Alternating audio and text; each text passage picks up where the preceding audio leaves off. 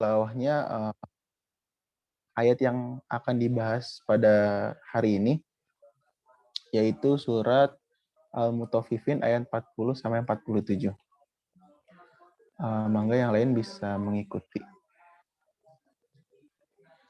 A'udzu billahi minasy syaithanir rajim. Fi jannatin yatasaalun 'anil mujrimin ma salakakum fi saqar qalu lam naku minal musallin walam naku nut'imul miskin wa kunna nakhudu ma'al khaidin wa kunna nukadzibu biyaumiddin hatta atanal yaqin. Shadaqallahul azim. Ya, alhamdulillah rabbil alamin. Mungkin sedikit pembukaan untuk penjelasan kelas Iqra Center ya. Kelas Iqra Center adalah kelas yang bertujuan untuk menghafal, namun sebelumnya kita memahami dan juga memaknai dari ayat-ayat pilihan yang sudah ditentukan. Harapannya nanti setelah pertemuan ini, para peserta bisa menghafalkan ayat-ayat yang sudah ditentukan selama kurang lebih seminggu ya.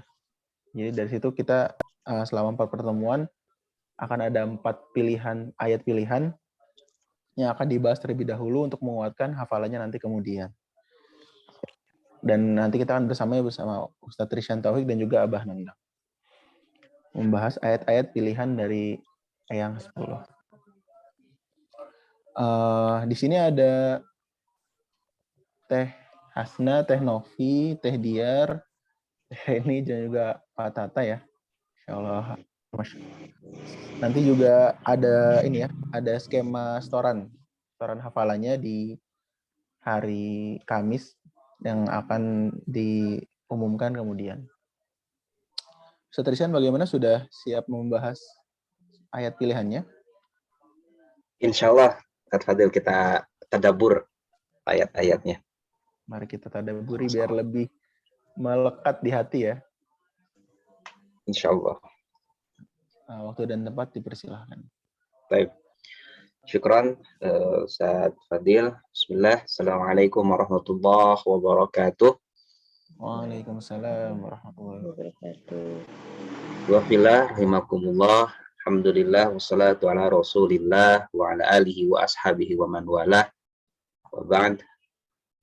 Puji syukur kita panjatkan kehadirat Allah Subhanahu wa taala yang telah memberikan kepada kita begitu banyak nikmat, terutama nikmat yang bisa kita rasakan saat ini, yang paling kita bisa merinci nikmat iman, nikmat Islam, nikmat sehat. Itu yang bisa kita rinci. Kalau harus tambah merinci lagi lah tuh suha, saya angkat tangan, tidak bisa merincinya nikmat Allah yang begitu banyak sekali diberikan. Karenanya mudah-mudahan kita senantiasa bersyukur atas nikmat kondisi saat ini, sehingga mudah-mudahan Allah berkenan menambah kenikmatan-kenikmatan, menambah pahala-pahala sebagaimana yang Ia janjikan.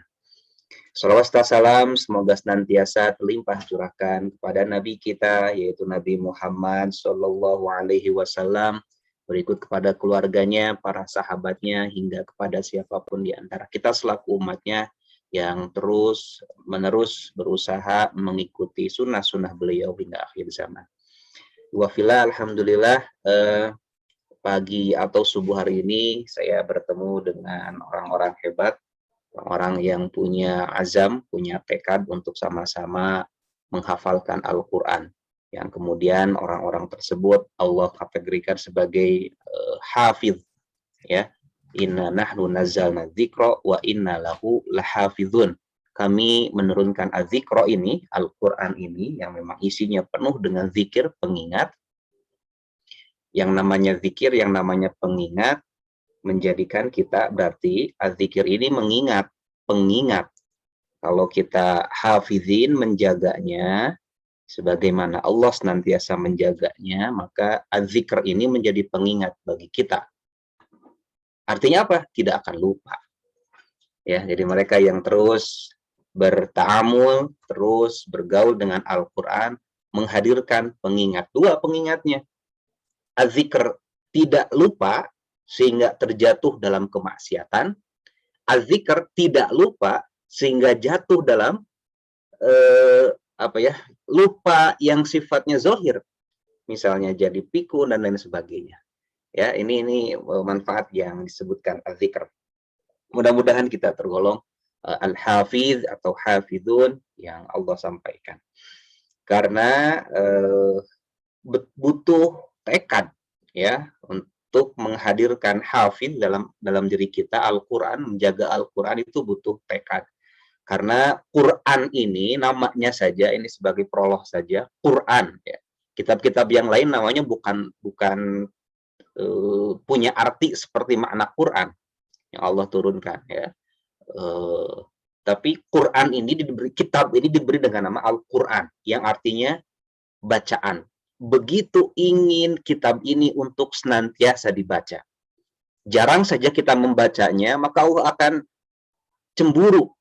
Karena ini Quran ini bukan makhluk. Quran ini firman Allah. Allah akan cemburu sehingga jarang saja membaca, itu skill kemampuan Qurannya Allah ambil. Makanya seorang yang bergelar hafiz sudah hafal 30 juz tapi tidak pernah membacanya lagi, itu lupa lagi. Ya, ini luar biasa, di Quran itu begitu. Sangat pencemburu sekali Allah itu. Kalau kita tidak baca Quran saja, lama sekali ya. Kalau yang hafiz saja tidak pernah baca Qur'annya lagi, sudah hafal 30 juz tapi tidak pernah diulang-ulang, tidak pernah dibaca lagi, siap-siap dia akan lupa. Siap-siap dia tidak akan menemukan hafalannya. Atau bahkan orang yang sudah lancar mahir baca Quran, tenang saja tidak pernah baca Quran lagi. Dalam sekian tempo waktu ya, tidak baca Quran lagi, dia akan menemukan ada sesuatu yang hilang lagi. Sehingga ketika dia baca, mulai lagi rasa rindunya itu hadir. Karena Quran ini senantiasa ingin dibaca. Makanya kelak kalau nanti kita sudah hafal ayat-ayat pilihan ini, jangan tidak pernah dibaca lagi ya. Boleh kita baca dalam sholat ya. Saya mengkategorikan penghafal Quran itu ada yang pertama, hafal pertama paling rendah ini, hafal ketika berhasil distorkan kepada syekh, kepada gurunya. Jadi, ikhwafillah, nanti sudah hafal nih ayatnya, berhasil distorkan ke gurunya, itu tingkatan dasar. Ya, kalau tingkatan yang tinggi lagi, ketika tingkatan yang lebih tinggi lagi, ketika berhasil atau berani distorkan, kalau dalam bahasa tahfiz itu ada munakosyah, distorkan kepada halayak. Ya, jadi berani disampaikan kepada masyarakat umum, pada orang-orang gitu ya, fi jannati yatasaalun, berani ya, tanpa melihat, tanpa ada apapun. Nah, tingkat yang berikutnya atau bisa dalam sholat sendiri. Nah, ya. Karena ketika orang banyak nafasah atau dalam sholat sendiri itu nggak bisa nengok-nengok lagi. Ya. Itu udah tingkatan kedua. Jadi kalau misalkan tidak ada munakosah tapi sudah bisa dibaca ketika sholat tanpa ada gangguan, berarti udah tingkat 2. Nah, yang tingkat 3, kalau kita bisa dibaca ketika jadi imam, ya kalau yang perempuan mungkin bersama perempuan juga, nah, kalau yang bapak-bapak, yang laki-laki, nah, ketika jadi imam bisa dibaca dengan lancar, itu hafalannya sudah tingkat 3. Sudah tingkat tertinggi pun kalau tidak dibaca lagi, siap-siap lupa lagi itu Quran, ya maka kita baca. Ya, yang kita bahas hari ini, insya Allah surah Al-Mudaththir, ya. Rekan-rekan bisa menyiapkan Al-Qurannya, sudah siap mungkin ya, surah Al-Mudaththir, surah ke-74 yang akan kita bahas ayat pilihannya yang dipilihkan, dan ini dipilihkan dan sering dikaji begitu ya, meskipun saya tidak mengalami, oleh yang Hasbullah, ayat 40 sampai 47. Izinkan saya membaca yang tadi kita sudah Ustaz Fadil baca. A'udzubillahi minasyaitonirrajim.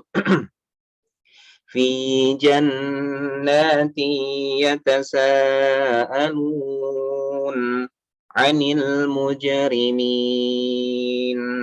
ma salakakum fi saqar qalu lam naku minal musallin wa lam naku nut'imul miskin wa kunna nakhudu ma'al khaidin wa kunna nukadzibu biyaumiddin hatta atanal yaqin.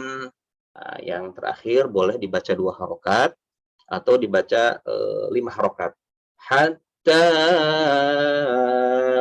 atanal yaqin. Oke. Ya, dalam proses menghafalnya, kalau teman-teman di Gaza itu kalau mau menghafal ayat harus dibaca dulu. Jadi baca dulu berkali-kali sampai lidah kita terbiasa. Fi jannati yatasaalun. Minimal 3 atau boleh lebih. Ya, biasanya di ke-10 dibaca, harus dilihat. Meskipun nanti sudah terbiasa, dilihat saja. Di ke-10, itu hafal insya Allah. Kalaupun tidak hafal-hafal ke-10, lanjutkan lagi. Ya, pasti hafal, ini menurut pengalaman. Di ke-40-nya pasti hafal ketika dibaca. Jadi nggak perlu menghafal, baca saja 3 kali minimal. 10 nggak hafal-hafal. Nah, insya Allah sabar saja. Ke-40 ya, akan ada beberapa hadis yang menyebutkan, ada hadis 40, hadis arba'in, hadis 40. Siapa yang sholat berhasil sholat 40 hari berturut-turut terhindar dari api neraka dan kemunafikan. Nah, ini juga berdasarkan hadis itu, ke-40 itu otomatis hafal. Makanya menghafal tanpa menghafal itu bagaimana? Membaca 40 kali. Terus. Nah, dan yang paling baik supaya tidak sampai 40, biasanya 10 sudah hafal apa? Imajinasikan atau bayangkan apa yang di dalam kisah ini. Ya, ada tafsir, ada tadabbur. Kalau tafsir itu ada ilmu-ilmunya. Dia harus paham bahasa Arab, harus paham balaghah, harus paham sorof, nahu sorof, ya, harus paham kaidah-kaidah bahasa Arab, paham asbabun nuzul, paham ulumul Quran, paham ulumul hadis, paham hadis, banyak sekali. Makanya kalau tafsir saya suka mengutip dari tafsir-tafsir yang sudah ada.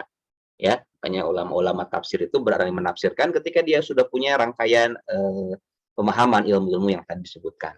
Tapi kalau tadabbur siapapun boleh, hanya saja perlu bimbingan. Tadabbur siapapun boleh. Ya, afala yatadabbarun Al-Qur'an, ya, dalam Al-Qur'an disebutkan. Mengapa kalian tidak tadabbur Quran? Artinya tadabbur itu dibolehkan. Di Al-Qur'an disebutkan bahwa Al-Qur'an memang tugasnya untuk menadaburinya. Siapapun. Orang awam seperti kita boleh? Boleh. Tapi harus dikonfirmasi ketika kita memahami sesuatu dengan secara liar, boleh? Boleh. Konfirmasi dulu kepada syekhnya, kepada gurunya. Saya punya memahami ayat ini seperti ini dalam tadabbur saya. Salah? Oh, tidak apa-apa. Ya, kalau sudah ada konfirmasi dan tidak bertentangan dengan hal-hal yang lain, itu boleh. Itu tadabbur dibolehkan kepada siapapun. Kalau tafsir, biasanya kita harus mengutip atau melihat dari kitab-kitab tafsir yang ada. Kita terjemahkan dulu secara harfiah. Ayat 40. Fi di dalam. Ya, fi itu kata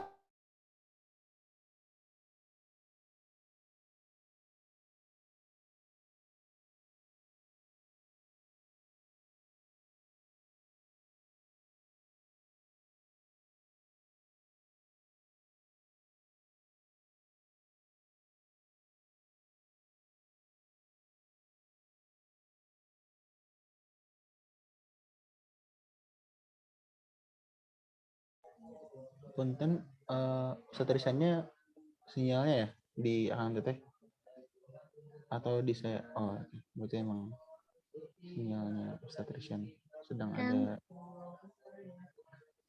Iya, kirain sinyal saya, makanya saya matiin kamera.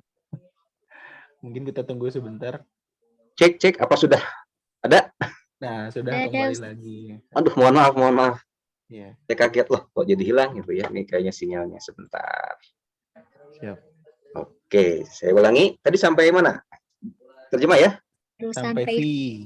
Oke, V di dalam. V di dalam. Jannat, bentuk jamak dari jannah, surga. Yatasaalun, kalau ada waw nun di akhir itu menunjukkan banyak. Ya. Yatasaalun.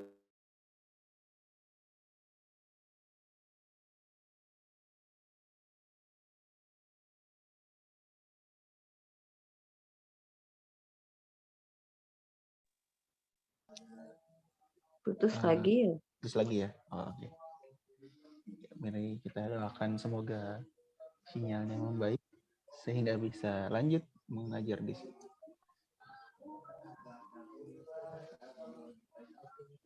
Yang daerah Cimahi apakah hujan? Cimahi, Hasna Cimahi, Has? Hujan nggak, Has? Oh, enggak ya. Alhamdulillah. Ya.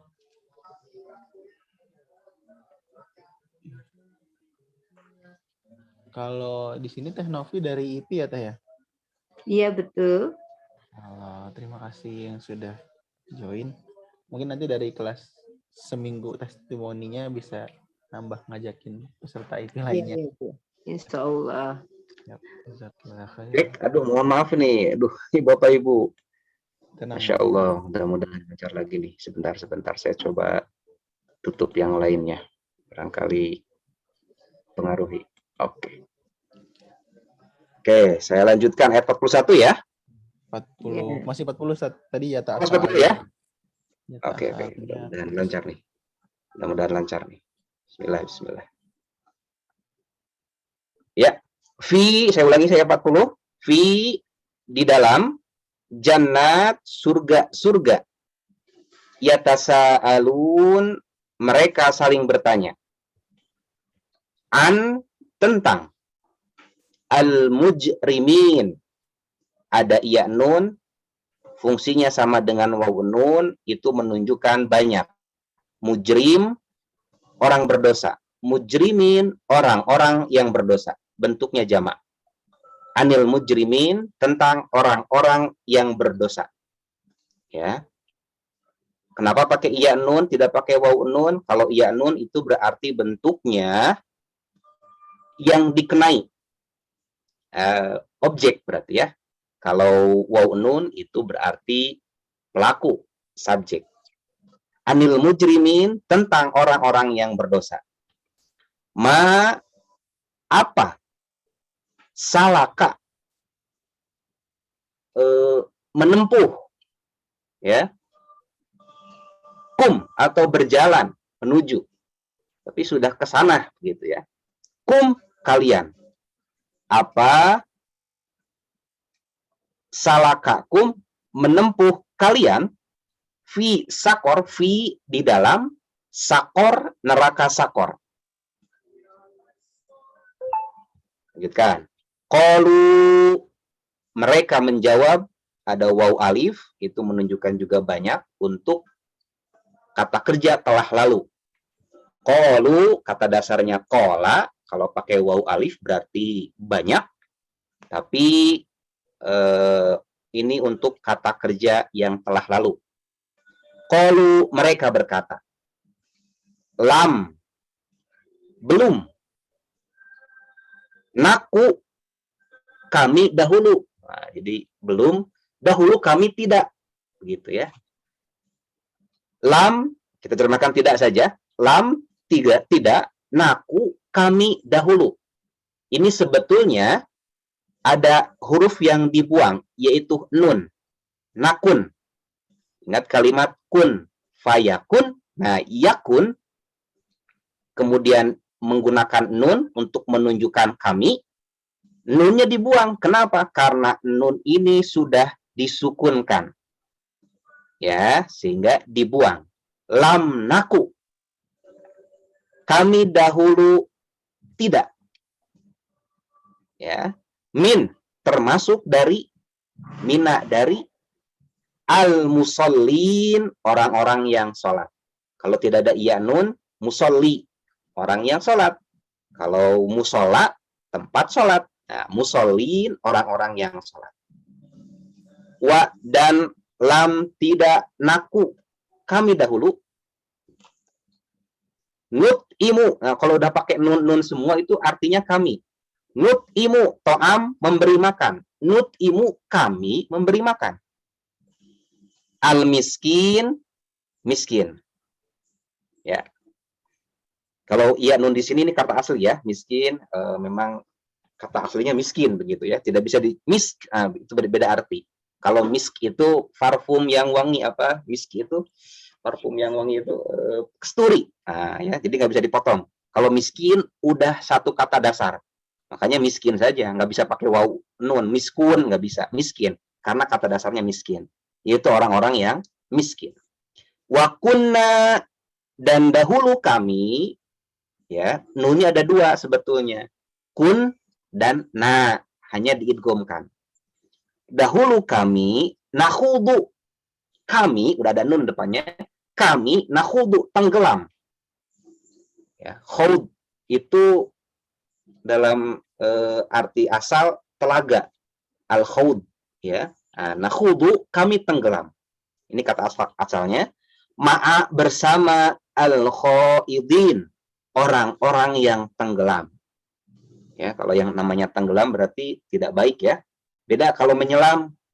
Kalau menyelam bersama orang-orang yang menyelam, diatur. Kalau tenggelam tidak baik. Maksudnya di sini dalam ketidakbaikan ya. Tenggelam itu harus ditolong. Ya, oh dia tenggelam, ditolonglah. Kalau sedang snorkeling, sedang menyelam, oh sedang asik, sedang menikmati di dalam bawah air. Ini tapi ini nakhudu, tenggelam. Ya, dalam keburukan. Bersama orang-orang tenggelam. Nanti kita akan bahas. Wa kunna, dan kami dahulu, nukadzibu, kami mendustakan, bi, kepada. Jadi kalau nukadzib pakai ba ke sana.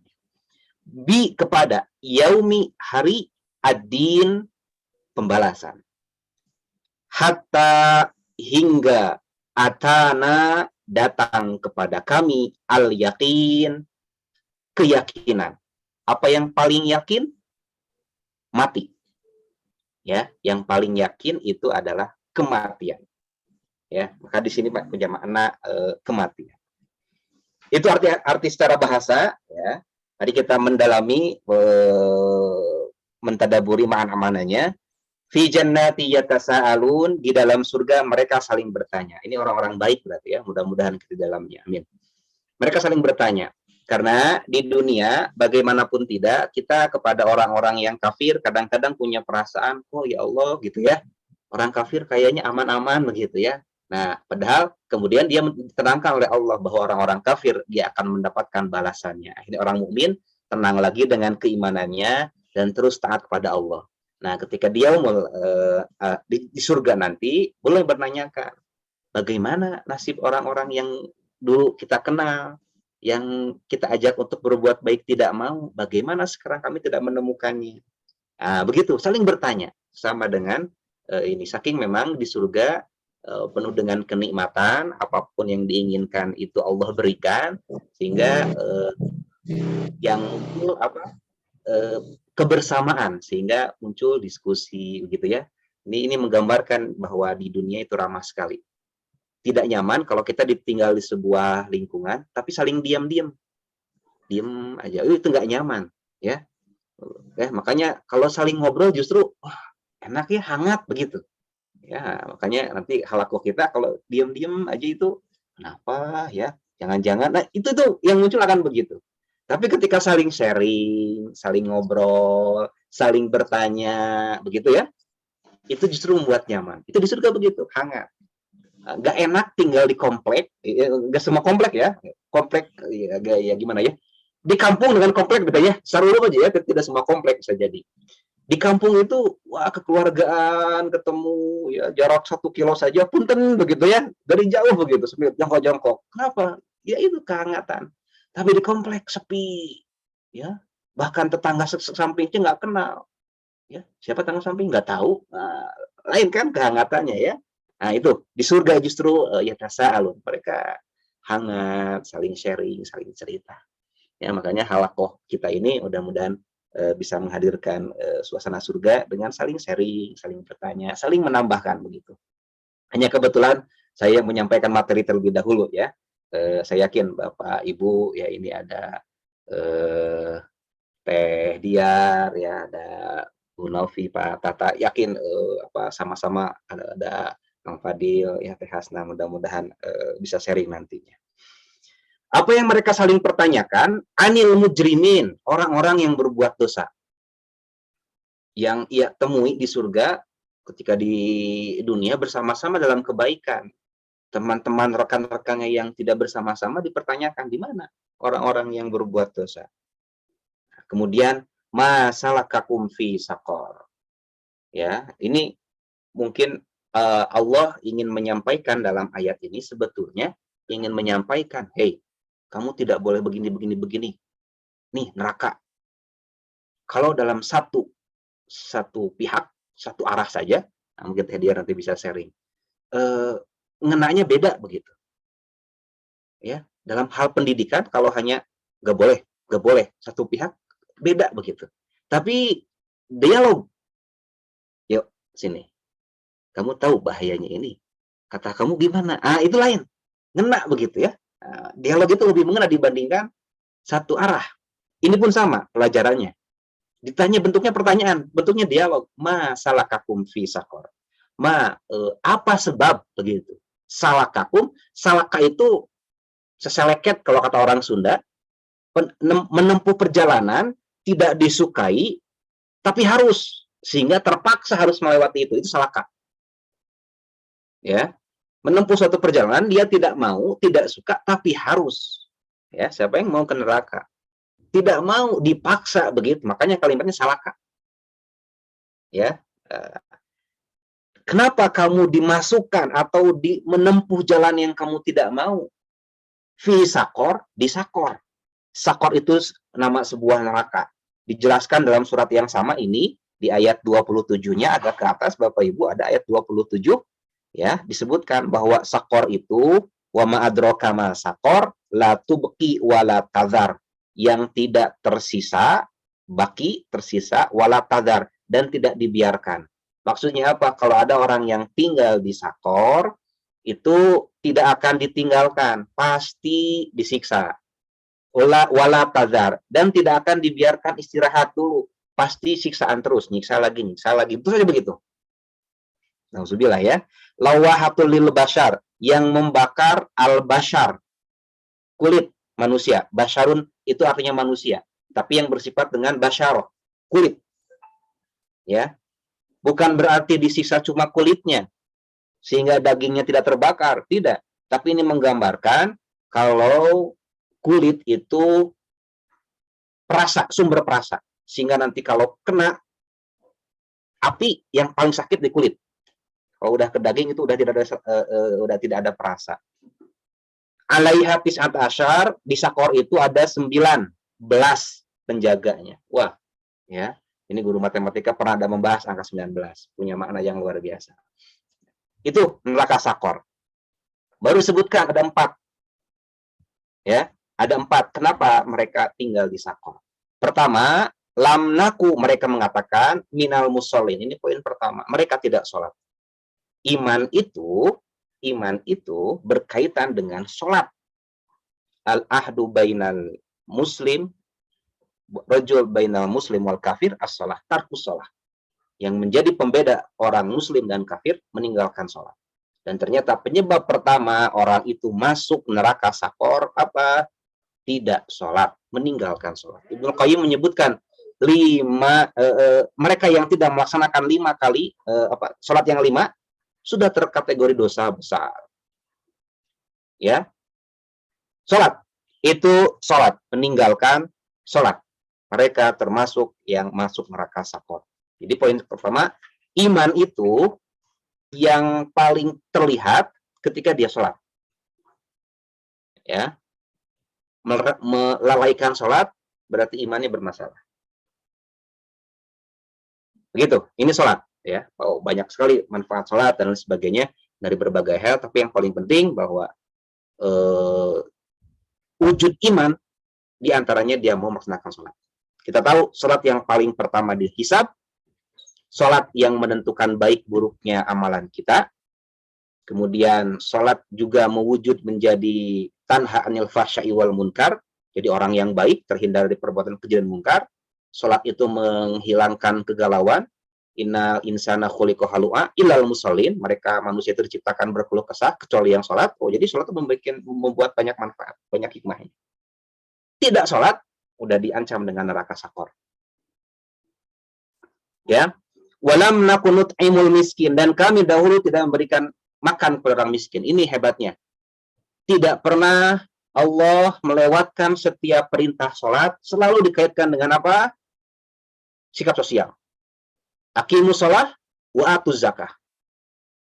Selalu fasoli li rabbika wanhar. Sholatlah engkau kepada Rob kalian, wanhar, dan berkurban. Ini pun sama. Satu, tidak sholat. Kedua, tidak peduli dengan orang miskin. Tidak memberi makan kepada orang miskin.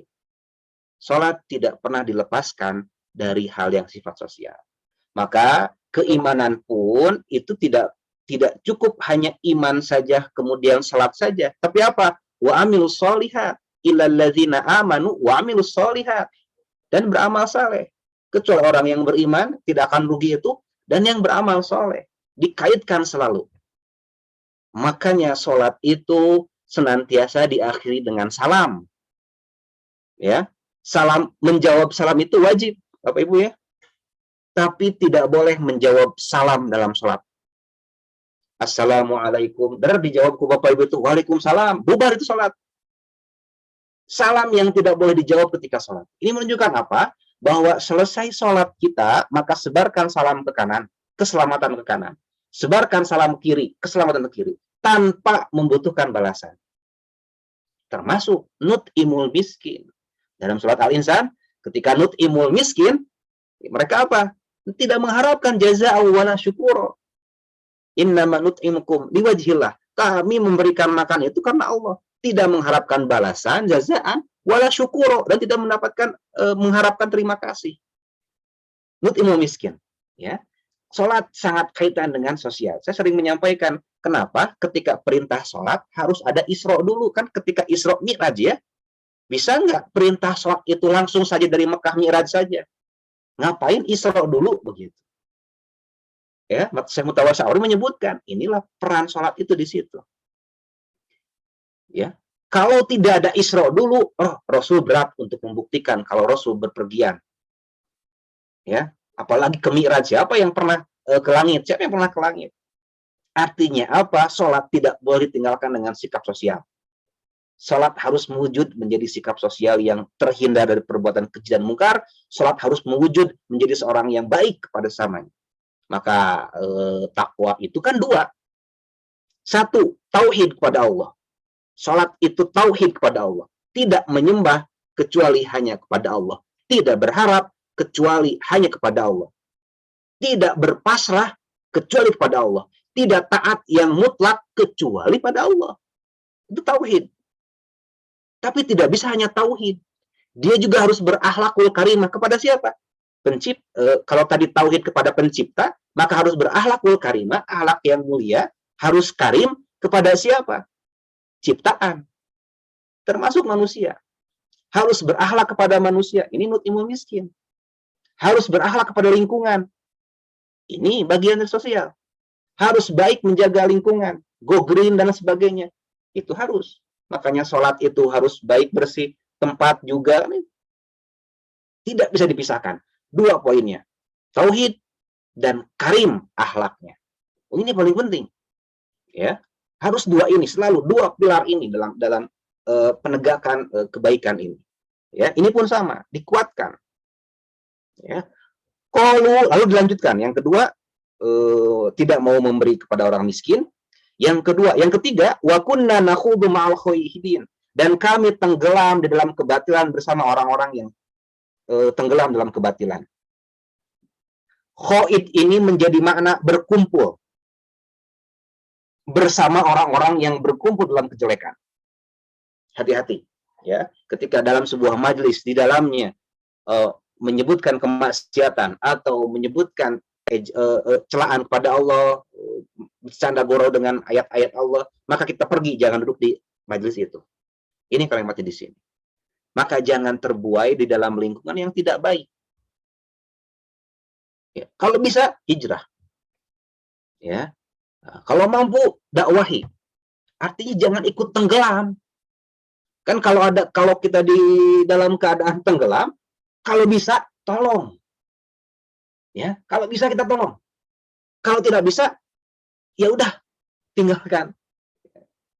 Ya, meskipun dia akhirnya terjatuh tenggelam begitu ya. Karena kalau kita tidak mampu malah menolong, ya tenggelam juga. Ini tenggelam. Khut ini tenggelam. Tenggelam itu kan lain dengan menyelam. Tenggelam itu terpaksa begitu ya. Sehingga tidak sadar di apa yang dilakukan ya. Sangat khawatir, sangat tidak tenang. Ini hati-hati dalam kebatilan, kita jangan sampai terbuai, jangan terbiasa. Dalam tafsirnya Ibnu Katsir menyebutkan wa kunna nakhudu ma'al khaidin, maka mereka itu berbincang-bincang ya karena kebatilan bersama orang-orang yang membincangkan Rasulullah. Ketika orang-orang kafir Quraisy menyebutkan Rasul itu gila, oh mereka ikut tertawa gitu.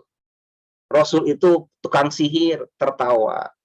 Jadi kalimat-kalimat itu yang kemudian menyebabkan mereka masuk sakor. Hati-hati. Karena sering berbicara kebatilan dan berkumpul dengan orang-orang yang batil, maka yang keempat, wa kunna nukadzibu biyaumiddin. Kami pun akhirnya mendustakan. Ini efeknya kalau kita berbicara keburukan terus begitu ya dengan sesama kita. Dengan sesama orang-orang berbuat buruk atau yang berbicara buruk, kita malah nyaman dengan keburukan itu. Lama-lama kita akan tidak baik. Ujungnya apa? Nukadzibu biyaumiddin. Kami tidak percaya hari pembalasan. Kami tidak percaya akan adanya hari akhir yang menghitung semua amalan-amalan. Kalau baik dapat balasan kebaikan, kalau buruk dapat keburukan. Jadi kami tidak percaya, mendustakan. Dan ini yang paling bahaya. Apa penyebab orang berani berbuat curang? Karena tidak percaya di hari kemudian akan ada balasan. Al-Mutaffifin.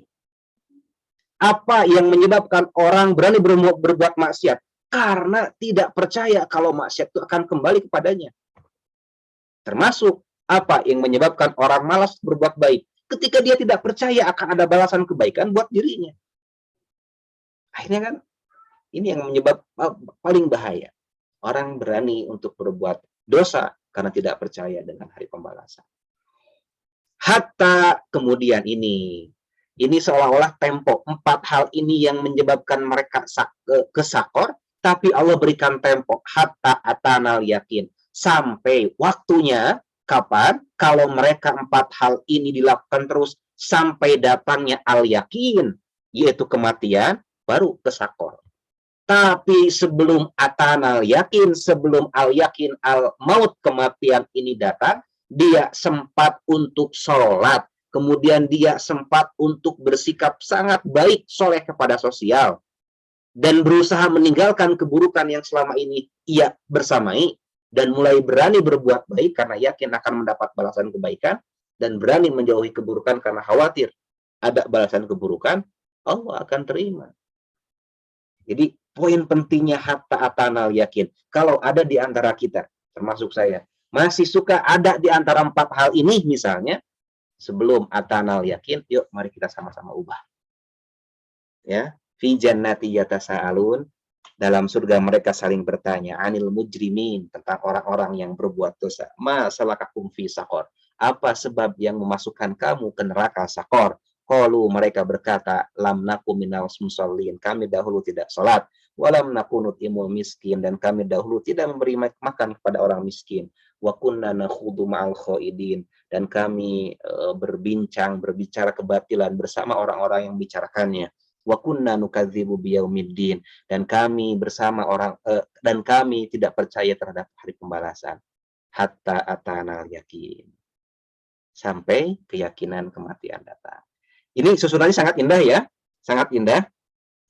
Fi jannati yatasaalun anil mujrimin ma salakakum fi sakor.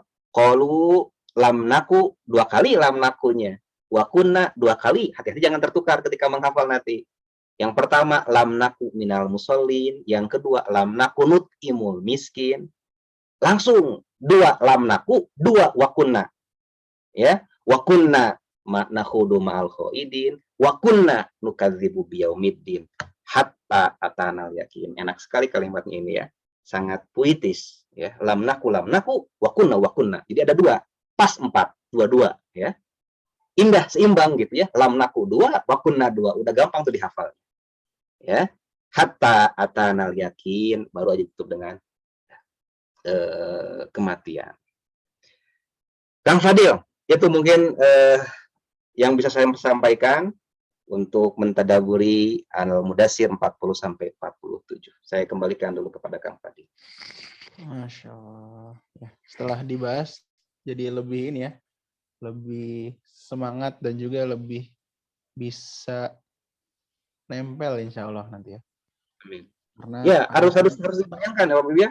Makanya ada cara menghafalnya Kang Fadil dengan metode tahfidz yadain ya. Nah, dulu ada tekniknya ya. Kalau yang kanan yang baik ya. Nah, itu artinya apa? Membayangkan, mengimajinasikan. Boleh tidak membayangkan dengan bayangan kita dalam Al-Qur'an? Boleh. Tidak apa-apa.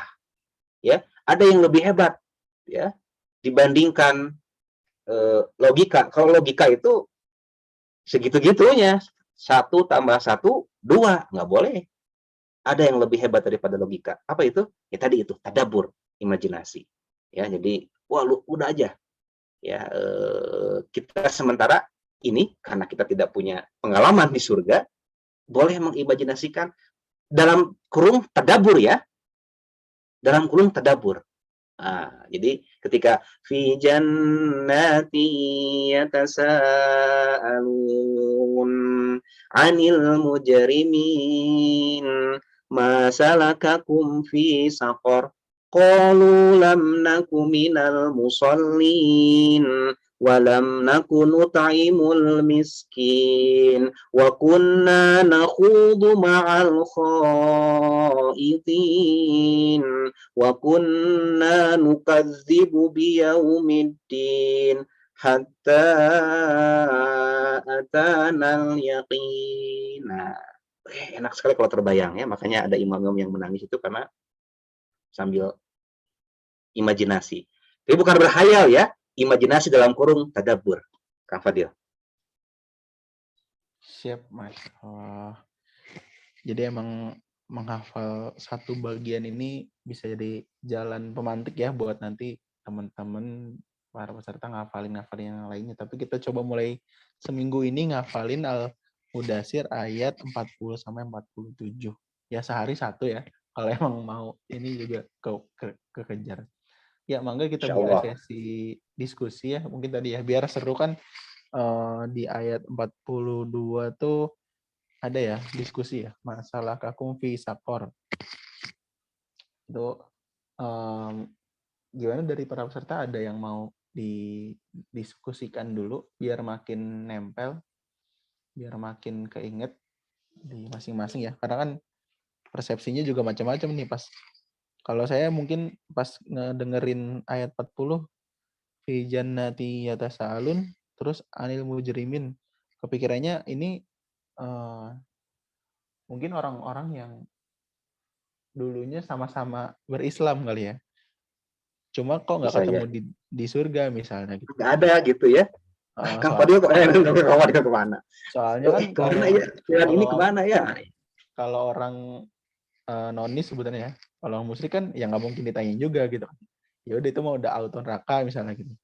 Cuma ini kayaknya mungkin kepikirannya tuh kok ditanyain sih berarti jangan-jangan orang-orangnya ya sesama muslim juga gitu. Cuma tadi ya nggak sholat, terus nggak ngasih makan orang miskin, terus tadi tenggelam dalam kebatilan, tidak percaya adanya hari pembalasan. Nah, itu yang kepikiran. Maka yang lain dipersilahkan buat berdiskusi. Kita sampai 6.30 insya Allah.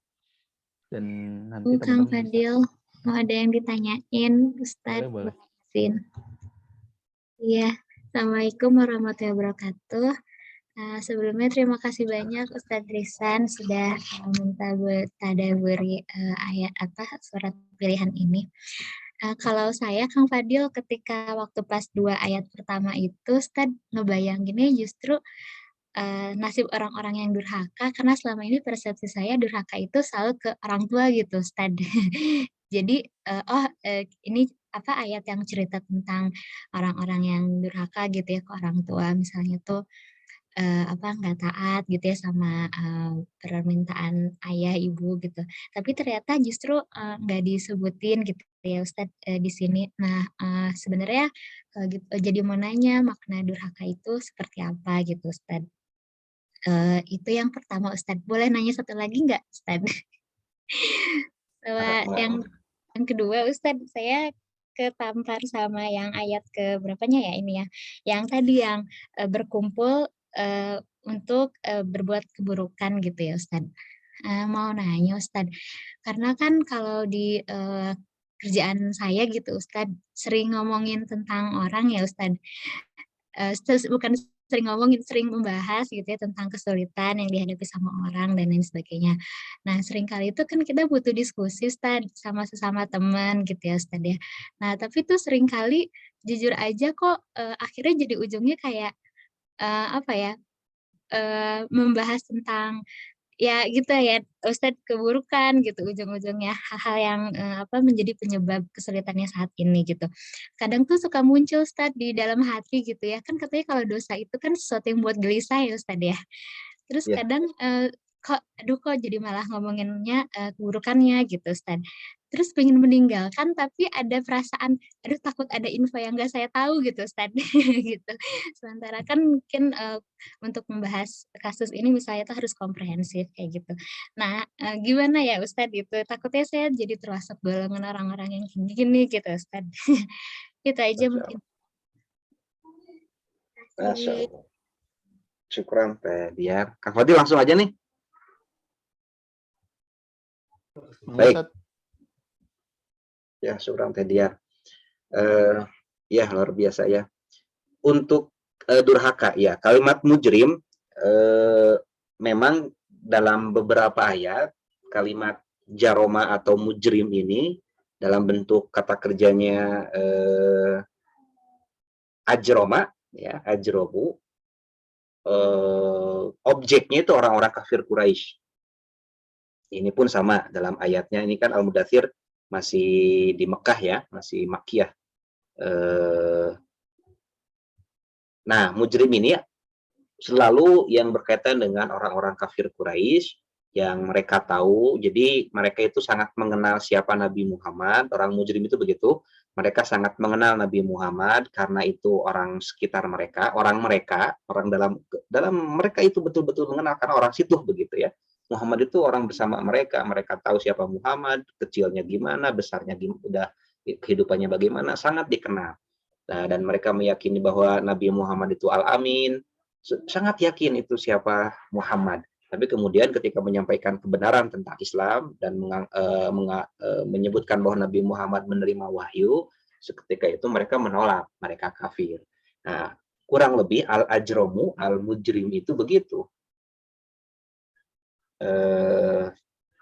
Ya, sebentar. Nah, mengisi menolak padahal mereka tahu sebetulnya itu adalah kebenaran. Itu makna al-ijrom secara asal. Secara asal. Nah, ketika kita menyebutkan kata durhaka, orang-orang yang durhaka, betul di antara yang paling durhaka itu durhaka pada orang tua. Karena dia hadir melalui wasilah ada orang tua, tapi dia tidak berbuat bakti pada orang tua, maka itu orang-orang durhaka. Ya, dia seolah-olah menolak atau menutup mata bahwa hadirnya di dunia ini wasilahnya ada orang tua begitu. Nah, tapi mereka berani untuk berbuat durhaka, maka ini sama dengan kalimat ajromu. Ya, tapi di sini tidak dibahas. Kenapa tidak dibahas berkaitan dengan durhaka orang tua? Nah, karena ini kaitannya memang berkaitan dengan dakwah secara umum. Ya, dakwah secara umum. Jadi di dakwah itu lebih luas. Ada di kalimat yang lain ada, bahkan Allah mengkaitkan dengan durhaka kepada orang tua itu apa? Dengan yakin kepada Allah. Ya, dengan tauhid. La ta'budullaha wa bil walidaini ihsana. Kata-kata begitu. Allah kaitkan dengan tauhid kepada Allah, beribadah kepada Allah, dan berbuat bakti kepada orang tua. Bahkan dalam hadis, ridho Allah, ada ridho walidain, ada dalam ridho orang tua. Ya, ada sangat kaitan bahwa taat kepada orang tua, bakti kepada orang tua itu sebanding dengan bakti atau taat kepada Allah Subhanahu wa taala. Ya, itu berkaitan dengan taat kepada orang tua. Tapi di ayat ini Al-Mudaththir ini, surat Al-Mudaththir ini muatannya kuat dengan dakwah gitu ya. Muatannya kuat untuk mengajak orang banyak dalam kebaikan. Sembari kita juga harus baik. Ya, makanya kalimat pertamanya kan jangan berselimut. Itu dulu kan, ya ayyuhal mudaththir, jangan berselimut. Tapi apa? Berdiri. Kan ayatnya itu. Pertama, perbaiki diri kita, jangan diam saja. Yuk, perbaiki terus. Gitu ya. Sampai sembari kita terus memperbaiki diri, yuk ajak yang lain. Jangan sampai, saya belum merasa baik, belum berani mengajak, kok tidak. Di ayat Mudaththir ini semangatnya begitu. Sambil terus kita perbaiki diri, yuk sambil berbuat baik. Makanya yang disebutkan mujrim di sini, 4 sebab itu. Itu mungkin, Hediar, kemudian berkaitan tadi, nakhudu ma'al khaidin, berkumpul. Rasulullah SAW pernah didatangi oleh istrinya Abu Sufyan. Dan istrinya Abu Sufyan menyampaikan kejelekan-kejelekan suaminya kepada Rasulullah SAW. Suaminya nggak tahu, ya. Berarti Rasul ngomongin suaminya, iya. Jadi dia bilang, ya Rasul dengarkan itu. Suami saya, aduh pelitnya bukan main, begitu. Dia tidak ngasih uang sesuai dengan kecukupan saya. Ya Rasul bagaimana ya? Nah, kemudian Rasul tersenyum, dia melanjutkan lagi istrinya. Tapi juga saya kadang-kadang ngambil uang di dompet di suami saya, katanya. Saya berdosa tidak? Nah, ngomongin itu, ya. Dan Rasul menjawab, selama engkau ambil hanya untuk kebutuhan keseharian engkau, maka itu tidak apa-apa. Ya, kemudian Rasul memanggil Abu Sufyan, ya. Artinya ketika kita ngomongin keburukan, tapi untuk maksud mencari solusi kebaikan, begitu, ya. Kalau gibah itu dia ngomongin kejelekan. Ada nggak maksud untuk mencari solusi, mencarikan kebaikan? Iya ya, kemarin saya lihat nggak ada, selesai aja. Itu pasti dia ininya nggak benar. Iya ya, pasti nggak benar, selesai di situ. Ada nggak keinginan untuk mengubahnya? Ada nggak ingin untuk mengingatkannya? Kalaupun itu benar, gibah itu. Apalagi kalau tidak benar, udah fitnah. Ya, bedanya gitu. Jadi kalau gibahnya yang lain, begitu ya, bukan gibah apa namanya ya, kalau gibah, tapi maknanya sih sama dengan gibah. Nah, kalau tujuannya untuk mencari kebaikan, untuk mencari solusi, jadi bukan untuk ngomongin kebaikan, solusi, maka fokusnya kepada perbuatannya, bukan pada orangnya. Ya, maka tidak membahas Abu Sufyannya. Rasulullah tidak membahas Abu Sufyannya, udah perbuatannya. Ya, kalau kamu ngambil sesuai dengan kebutuhan, karena yang kita bahas bukan orangnya, sehingga tidak perlu judgement sama Abu Sufyannya. Ketika di judgement sama istrinya Abu Sufyan pelit, Rasul hanya senyum.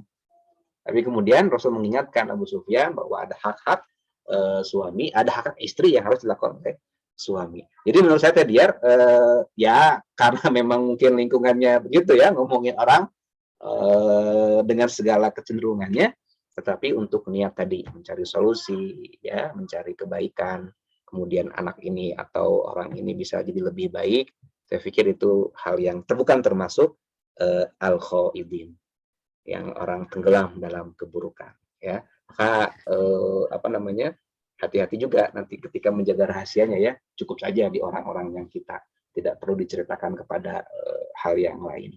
Kalaupun mau diambil hikmahnya, mungkin tidak perlu disebutkan orangnya, ya, hanya disebutkan secara umum untuk kita ambil pelajaran di dalamnya. Jadi fokus ke itu, Teh Diar mungkin. Masya Allah, karena ya tadi ya, ijrom, jadi artinya bisa banyak ya. Untung ada Ustadz nih bisa nanya-nanya tuh konteksnya, biar ada batasan dalam tadabbur. Oke, next, masih ada kesempatan buat para pejuang penghafal yang ingin berdiskusi terkait ayat 40 sampai 47, atau mungkin sudah jelas? Sudah clear? Ada lagi dari Teh Novia atau Teh Hasna, atau mungkin Pak Tata yang ingin didiskusikan? FP ayatnya juga sudah jelas ya. Sangat Alhamdulillah. jelas. Alhamdulillah. Mungkin karena sudah 6.30 ya, sebentar lagi kita akan tutup. Mungkin tadi saya minta closing statement dan juga doa biar kita dikuatkan, doa yang menguatkan dalam hati. Baik, terima kasih Kang Fadil, terima kasih Teh Diar, Teh Hasna, Teh Novipa Tata, Kang Fadil dan semuanya. Ini ayat, ini berapa ayat Kang? 1, 2, 3, 4, 5, 6, 7, 8 ya. Wah, 8 ayat tapi pendek lah ini. 1, 2, 3, 4 baris ya. Nah, insya Allah bisa kita hafal. 4 baris, juga 4 sebab yang menyebabkan ternistanya seseorang dan masuk ke dalam neraka sakor yang siksaannya tidak pernah ditinggalkan walau sesaat, tidak pernah disisakan. Ya, jadi siksaannya luar biasa, bahkan penjaganya sampai 19 malaikat. Ini hanya untuk menggambarkan, jumlahnya bukan untuk sebagai apapun, tapi untuk menggambarkan betapa sakor ini mengerikan. Maka kita hindari ini. Jadilah seorang yang memiliki iman kuat dengan senantiasa melaksanakan sholat. Jangan menjadi orang yang meremehkan sholat. Al-Ma'un, ya, sahun, itu sudah termasuk celaka ketika kita melalaikan. Maka kuatkan sholat kita dengan awal waktu, dengan berjamaah, kalau yang laki-laki, dengan meningkatkan kekhusyuan, gitu, dengan tertiban sholatnya. Kemudian lakukan berikutnya, lakukan ke sesama dengan berbuat baik. Jadi sholatnya perbaiki sebagai bentuk kita dengan Allah, hubungkan itu dengan Allah, maka berikutnya silaturahim kita perbaiki.